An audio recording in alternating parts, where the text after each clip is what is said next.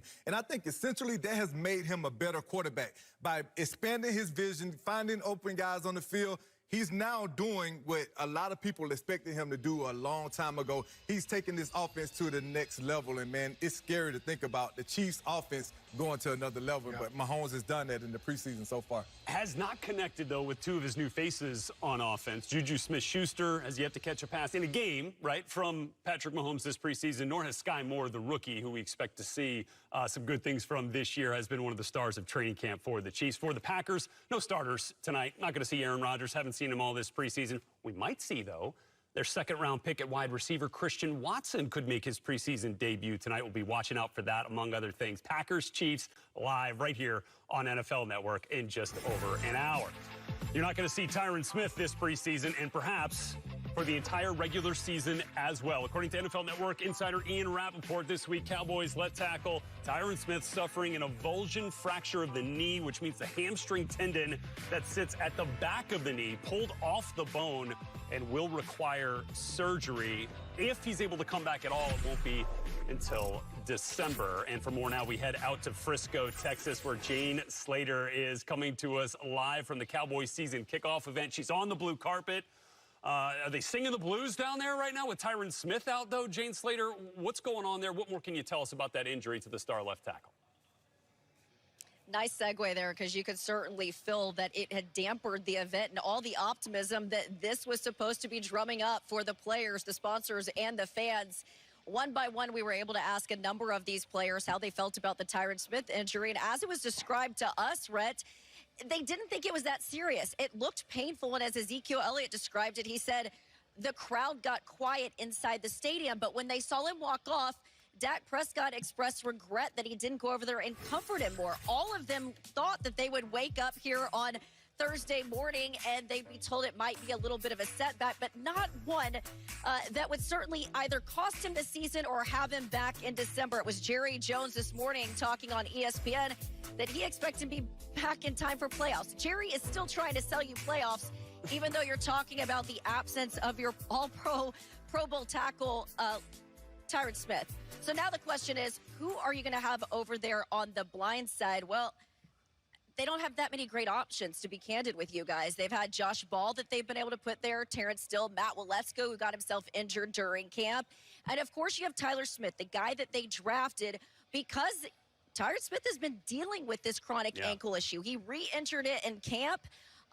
If you watched him in practice this week, it looked like he was giving him a bit of problem. So they've had a bit of an insurance policy there in Tyler Smith, but you're asking a lot for a rookie who has been getting most of his reps in camp over there at the guard position. And by the way, he's also dealing with a little bit of an ankle issue himself. So they have got their work cut out for them, both Joe Philbin, the offensive line coach, Mike McCarthy, and this front office.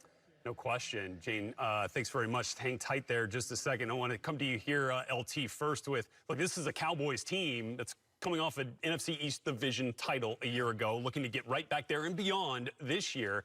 How does the injury to Tyron Smith change that outlook now for this Cowboys team? Yeah, well, Kellen Moore, the offensive coordinator, has his work cut out for him because the playbook will have to change without Tyron Smith. Now you're going to have to think about, instead of 3 wide receivers, a lot of times which the Cowboys love to have their 3 wide receiver package, now you're looking at more of a 2 tight end set, 12 personnel, so you can max protect, use the back to help out that left tackle. You're going to have to protect that Prescott. Dak had 4,400 yards last year. That number could very easily go down because the playbook could change in terms of not exposing your franchise quarterback, and you will have to run the ball a little bit more. So it's definitely going to change the playbook, no question. It's definitely, I agree with you, LT. And one of the things that you really look to is the release of La'el Collins. Them letting him walk out of that door, understanding and knowing that you had something going on with Tyron Smith. I don't understand that move. But one of the things that I really speak highly of, teams have to do a great job of playing their players in the preseason now, especially when you don't have the continuity with the offensive line. You got to find out how these guys are going to play. You got to put them out there and you got to let them react to in-game situations. You can practice all you want, but until you get out there in a live game situation, you're not going to have the camaraderie that you need as a team. And this Dallas team, they're going to struggle mightily in the beginning of the season if they don't allow these players to play. And look, there's a couple things we know for a fact. Tyron Smith, when healthy, is is among the best left tackles in football. Established that fact. The unfortunate reality, though, Jane, here is that he hadn't played a full season since 2015. So the Cowboys have to figure that out. For Dak Prescott tonight, though, Jane, he has not played this preseason. Is the injury to Tyron Smith, or any of that change what might happen for Dak's participation in the preseason finale? Listen, I asked Mike McCarthy and Dak Prescott point blank, does this change your plan? Dak Prescott has not gotten any reps in the preseason, and it sounds like that plan's not going to change. And it was Dak who explained it to me. He says there's a routine in getting your body ready to play in a game. And with this happening yesterday, there's just not enough time. And that was sort of echoed throughout the building when I asked that very question. Still, even though they're assigning a lot of value to the practices, the joint practice, we don't know whoever is going to be over there at left tackle. And we also don't know how this is going to change the right side of the offensive line. So still a lot of questions. And as I discussed earlier, the option could be in the building. There's also guys like Eric Fisher that's out there, Jason Peters, some free agents. I just truly don't believe that they're going to go out and spend money on an offensive lineman right now over there on the left side, because they do feel not dissimilar from what they've been telling us about the wide receiver room. They think they can get by with it. I know that's not going to be an answer that a lot of fans are going to like. And like I said, I know you guys are kicking this around. Don't you want to see Dak in there at least with this offensive line? I think they're just going to rely a lot on practice. But, hey, week one's coming pretty quick, and so is that Bucs pass rush.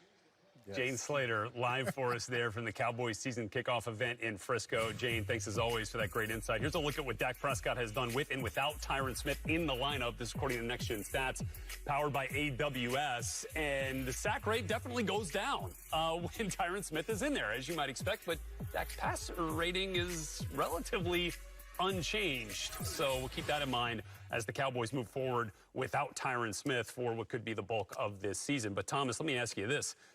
Do you feel like the Cowboys should play Dak Prescott at all, knowing Tyron Smith won't be there, and just to see what this thing looks like here? Listen, I understand the reservation, and I get it. You don't want to put him out there, especially when you just lose your star left tackle. But like I just talked about, you got to be able to put these guys in game situations because that Tampa pass rush is unrelenting. They're going to come after you hard, fast, and for a long time. And if Dak hasn't seen that, they're going to stumble out of the blocks. And we know that Tampa, they're dealing with their own issues at the offensive line. But we're talking about this defensive line down in Tampa with this linebacker core that they love to blitz. They got to be able to pick those things up. And if you don't have real in-game action, you're going to struggle with that. Yeah, and I don't think they should put him out there. And I'm kind of surprised because you recently were in the league. You're used to these joint practices, you know, getting used to the tempo. And I'm wondering, from your perspective, though, they're saying that's taking the place of these preseason games. Does it truly, do you really get the game feel of a joint practice? If that's the case, I understand why they won't put Dak out there. They have gotten everything they need to get through those joint practices. You don't, though, LT. And you don't want to risk. See, now we're hearing it from a... You don't get that because even in the joint practices, as veteran players, just like when you have regular practices with your teammates, you go, you make brother-in-law deals. Hey, man, listen, we're trying to get through this practice. None of this craziness. You see the young guys that are trying to make the roster, that are late in the roster, they get out there and they fight. I know we've seen some fight in the Rams camp that were older guys, but usually it's the younger guys that are end of the roster. They're trying to make the team, and that's when you see the scuffle start. But the veteran players that have been in the league 10-plus years, they're not out there trying to really dominate and really show what they're capable of because you're trying to save your body. You're trying to reserve that energy for the games. And if you go out and you give everything that you have in practice, then what's going to happen when you get in the game? So it's not realistic to say that, hey, we had joint practices and now we're not playing the starters like a lot of teams are doing because you're not getting the same energy and effort as you would in a live game. It's coach talk. Well, but in a lot of ways, that's why coaches prefer the joint practices, right? Because it's more of a controlled environment than what you would see in a game-type situation in the preseason. Dak or no Dak, Tyron or no Tyron, you will see the Cowboys preseason finale live right here on NFL Network tomorrow, 8 o'clock Eastern time kick. But coming up tonight, of course, we got the Packers and Chiefs under an hour away from kickoff at Arrowhead Stadium. And how about a Saturday? Well, let's talk a bit about the mood there. Obviously, look, it's a game day. People are excited, but maybe some tempered excitement, I would imagine, after the passing of the legend Len Dawson. Oh, yeah, definitely, Red. Some heavy hearts around here. Len Dawson was an icon with him and George Brett, probably the two biggest names in this town before Patrick Mahomes arrived. And people took his death pretty hard, not only because he was a great player here and the first quarterback to win a championship here, but also because he was a broadcaster in town. He had a scholarship fund. Owner Clark Hunt talked about how much he looked up to Lynn when he was growing up, thought he was larger than life as a player. And, of course, every player out here, Patrick Mahomes included, feels badly about his passing yesterday. Yeah, no question. And Jeff, we're also kind of curious as to what's going on the field tonight with the Chiefs starters. Obviously, Patrick Mahomes starting each of the first two preseason games for KC. What are we expecting from the starters tonight? Well, it's interesting because Matt LaFleur said veteran starters were not going to be on the field for his team, and I just watched Aaron Rodgers walk out of the tunnel here with shoulder pads on and a full uniform, so I guess he's not going to play, but he's going to be dressed. But on the other side of this, Andy Reid has always played his starters in the third preseason game. Matt Mahomes was out here warming up. Nicole Hardman is dressed. Sky Moore is out here. Juju Smith-Schuster won't play, but again, Andy Reid wants to get his team going early, wants them to start fast in the season, and that means playing them in games like this. So expect Mahomes to probably be in the lineup, maybe not for long, but so far, as LT said, as TD said, he's been great in the preseason. Jeffrey Chidilla live for us there from Arrowhead Stadium. We'll check back with you, Jeff, right ahead of kickoff, just after the 8 p.m. Eastern hour there in Kansas City. Back here with LT and TD. LT, let's start here because at the top of the show you talked about Patrick Mahomes, the new look offense, no Tyreek Hill. Any concern at all that guys like Juju Smith-Schuster and Sky Moore have yet to get some game action in terms of catching passes from Patrick Mahomes yet? Not really.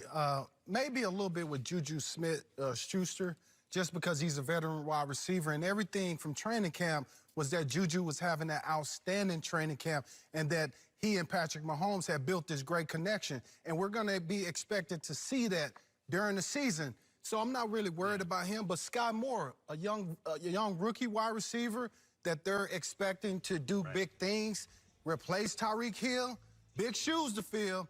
We don't want to put too much pressure on Sky Moore, but I will say this. I really like Sky Moore because he's a guy that they can line up in different spots. They can do jet sweeps with him. They can put him in slot, create mismatches with option routes. And he's a guy that can go deep. He has blazing speed, TD. So a little bit of concern with him, but not so much Juju. Yeah, and what about for the Packers, TD? So anything you're looking forward to seeing here as they close out the preseason tonight? Whenever you lose a wide receiver out of that wide receiver room like Devontae Adams, it's hard to replace, and they're trying to do it by committee right now. But the one thing that's going to remain constant in that offense is Aaron Rodgers. When you have a kid come in, and the person that I'm really looking forward to seeing how he does is Romeo Doubs. You hear a lot coming out of Packers camp about Romeo Doubs, how much he's capable of doing, and Aaron is really looking to him as to come in and not play like a rookie. Yeah. So that's one of the things, as a young rookie player, to hear that from a Hall of Fame quarterback like Aaron Rodgers, you got to come out of the gates and you got to understand and know what's expected of you. And I think for him getting called out in this second preseason game, for him to come out and perform the way that he did, it shows that he responded. And as a veteran player, you want to see guys respond when you criticize them. How are they going to act? You can shrivel up and you can fade away, or you can respond in a big way. And that's what Romeo Doubs was able to do. And we're looking forward to seeing this kid come out week one and just be dominant. He's been fantastic, been one of the stars at training camp, but was the second receiver the Packers drafted this year. The first one is yet to play in the preseason, but might make his debut tonight. Christian Watson working his way back from offseason knee surgery and could get his first taste of preseason action tonight there in Kansas City. Looking forward to that. Packers-Chiefs just after 8 p.m. Eastern time. Also, a couple minutes after kick in Kansas City, we'll have kick down in Houston where Trey Lance expected to see some extensive